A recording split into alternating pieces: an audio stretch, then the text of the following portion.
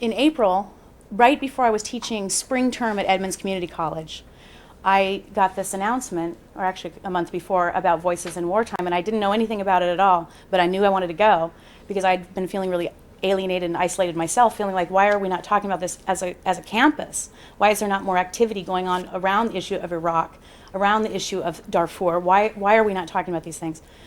So I went to the conference. I found it absolutely amazing. I joked that I felt like I was in a land full of, I was a yellow person and everyone was blue, and I was out of it. And then I went to the conference and there were a whole bunch of other yellow people.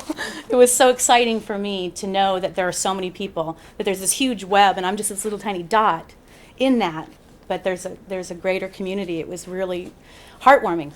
So the Edmonds Community College spring term started about 5 days after the conference, and I had already been planning to do poetry sequence. They gave me the video, you gave me the video, and so I just decided right then and there after I'd seen it, I was like, that's what we're starting with. So the first day of class, I showed the video. We ended up working with poetry in general, and I, of course, gave them the explicit option of connecting it with, what's happening right now. Several students did do that. One worked really well with Wilfred Owen and helped me. Actually, I learned what I know about Wilfred Owen from the student Scott. So I worked with it just a little bit. And then this term, working with the class that I have now, it's a great experience because they are so diverse, so intelligent, so engaged, so amazing.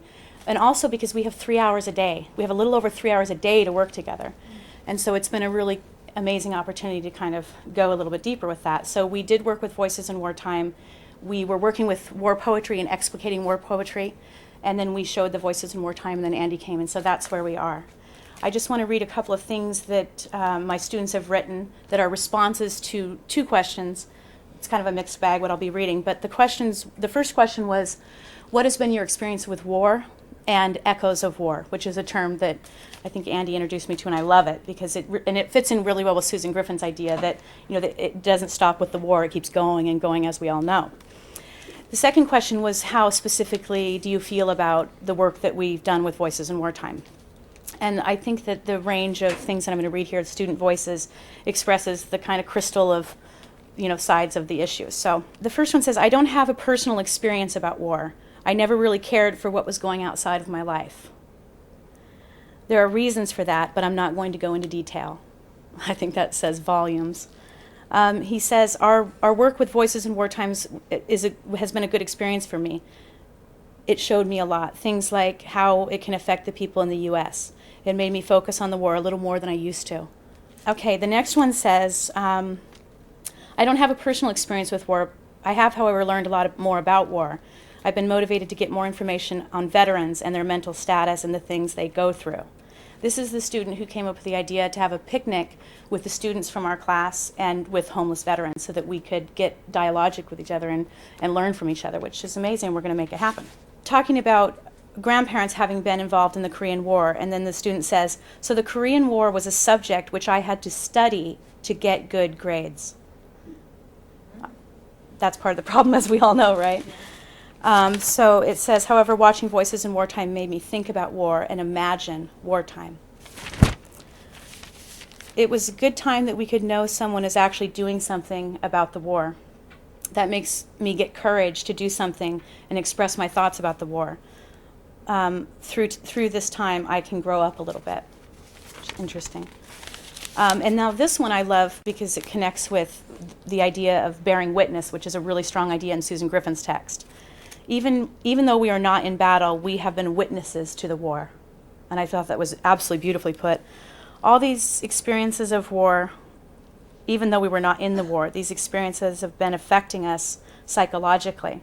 Sometimes they make psychological damage in our mind. We are kind people. On this father's side, his grandfather participated in the Korean War. And on the mother's side, the grandfather remained along in South Korea. They were soldiers and civilians, and this is what I marked. They didn't tell me about their experience of the Korean War. I don't know why they didn't. However, they told me only one thing. There was no hero in the war. Everybody was victims, and everyone were victims, and it should never happen again. And that is very interesting to me as a teacher, because I think one of the issues that I'm the most concerned with and working the most intensely with my students on is that when I think about a whole generation of people, and I remember when the Iraq War first started, it was a lot more difficult to talk about these issues in class, frankly. Now everyone's on the proverbial same page and everyone's okay with it, but it was difficult the first few years because there was a lot of resistance. And I think that started to get me to think, what's going on here? How are these people just marching off freely, happily? And what happened to the knowledge that could have been gained from, for example, Vietnam, and not telling the stories and not examining those stories so that we can not make those same mistakes again? This is from Solomon. He said, I wish people who have problems that they should meet together around the table and discuss the matter. Find common solutions without weapons. And what we're talking about, that's exactly it. That's what you have been doing with Voices in Wartime, and now we're part of that conversation too. When I think of war, and then in parentheses she puts, actually, I don't think of war, and she ends the parenthesis. I feel so sad and annoyed. I can feel hatred between people and countries. I'm the person who lives in a war now. North Korea and South Korea are in war now, but I live like no one is fighting each other. I live as a naive child who doesn't relate with war. And in the end she says, we killed each other's families, friends, and lovers. We didn't forgive each other. We did not forgive ourselves, and we did not forgive each other fully. And then the last line is, it is time to forgive.